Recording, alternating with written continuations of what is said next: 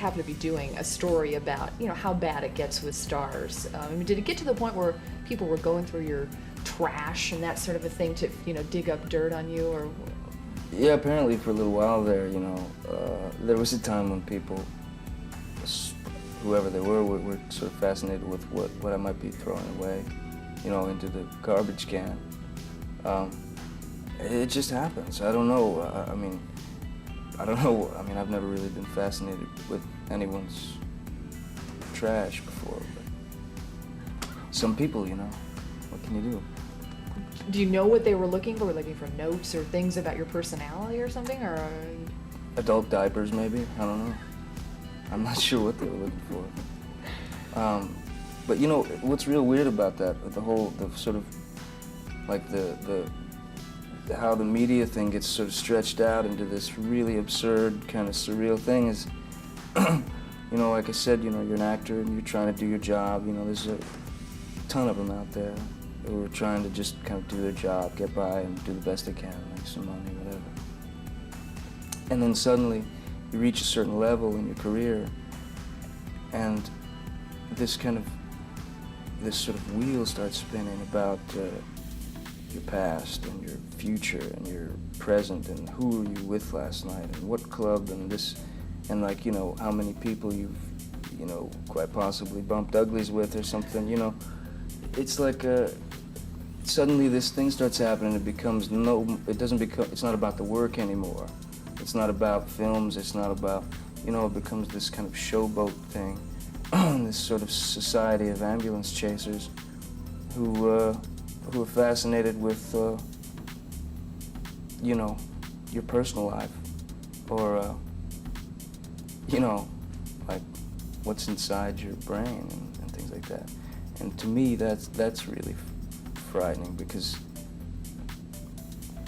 there's only a couple of actors that I can think of that I would be fascinated to find out what their thoughts are. Marlon Brando's one of them. He's obviously he's an amazing actor and he's possibly the greatest, but what fascinates me about Marlon Brando is his brain and his thoughts,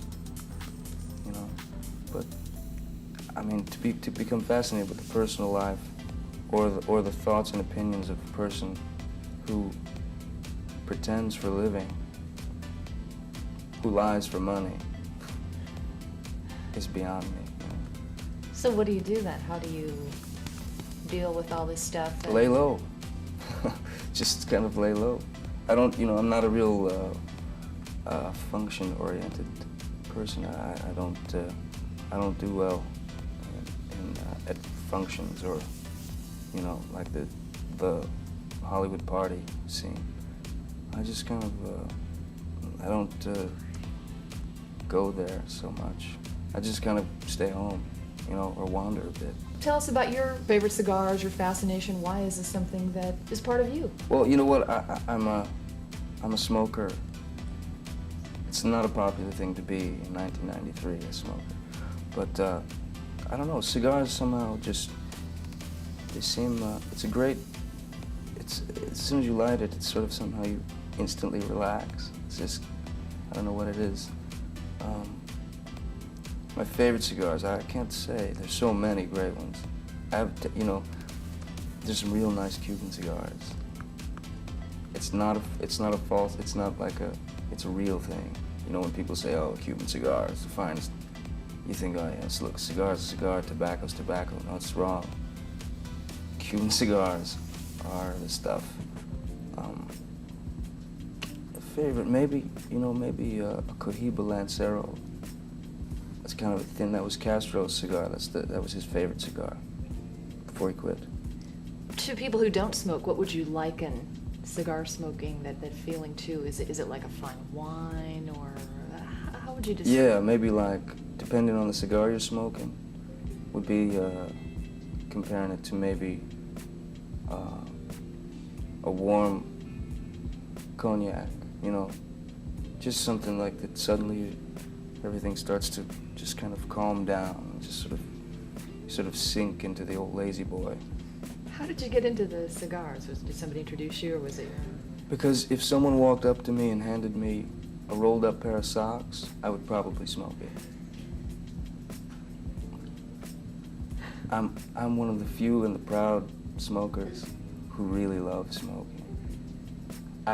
If I could have another mouth grafted onto my face to smoke more, I would do it.